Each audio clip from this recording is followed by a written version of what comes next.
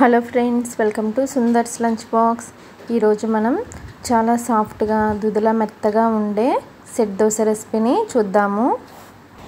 ఈ దోశ కోసమని ఒక గిన్నెలో 2 కప్పుల వరకు రేషన్ బియ్యాన్ని కానీ దోశల బియ్యాన్ని కానీ వేసుకోవాలి.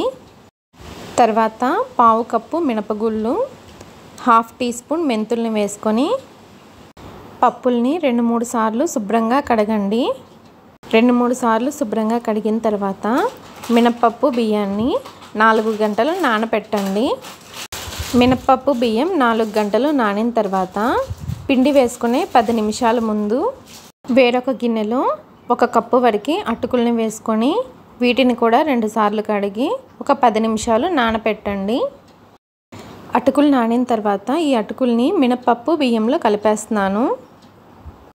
ఇప్పుడు పిండిని వేసుకోవడానికి ఒక మిక్సీ జార్ తీసుకొని నానబెట్టిన మినపప్పు బియ్యం అటుకుల్ని మిక్సీలో సగం వరకు వేసుకొని తగినన్ని వాటర్ని వేసుకొని పిండిని బాగా మెత్తగా గ్రైండ్ చేసుకోవాలి. ఇదే విధంగా మిగిలిన పప్పులన్నింటినీ గ్రైండ్ చేసుకొని ఒక గిన్నెలోకి తీసుకోవాలి. పిండి మొత్తాన్ని గ్రైండ్ చేసుకున్న తర్వాత గరిటెతో బాగా కలుపుకోండి. పిండిని బాగా కలుపుకున్న తర్వాత మూత పెట్టి ఒక ఫుల్ నైట్ లేదా 8 గంటలు పిండిని పులియనివ్వాలి. పిండి 8 గంటలు పులిసిన తర్వాత గరిటెతో ఒకసారి కలుపుకొని రుచికి తగినంత ఉప్పు వేసుకొని బాగా కలుపుకోవాలి. ఇప్పుడు దోశలు వేసుకోవడానికి ప్యాన్ పెట్టుకొని ప్యాన్ని మీడియం ఫ్లేమ్లో హీట్ చేసుకోవాలి. ప్యాను మీడియం ఫ్లేమ్లో హీట్ అయిన తర్వాత 1 నుండి 1.5 గరిటెల వరకు దోశ పిండిని వేసుకొని కొద్దిగా మందంగా స్ప్రెడ్ చేయండి.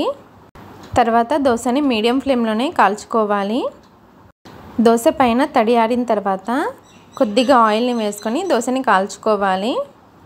దోశ ఒకవైపు కాలిన తర్వాత రెండో వైపు కూడా దోశని కాల్చుకొని ప్లేట్లోకి తీసుకొని సర్వ్ చేసుకోవడమేనండి.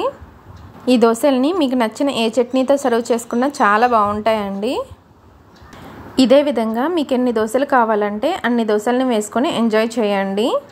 ఓకే అండి, ఈ దోశల రెసిపీ కనుక మీకు నచ్చినట్లయితే సుందర్స్ లంచ్ బాక్స్ ఛానల్ని లైక్ చేసి షేర్ చేసి సబ్స్క్రైబ్ చేసుకోండి. Thanks for watching.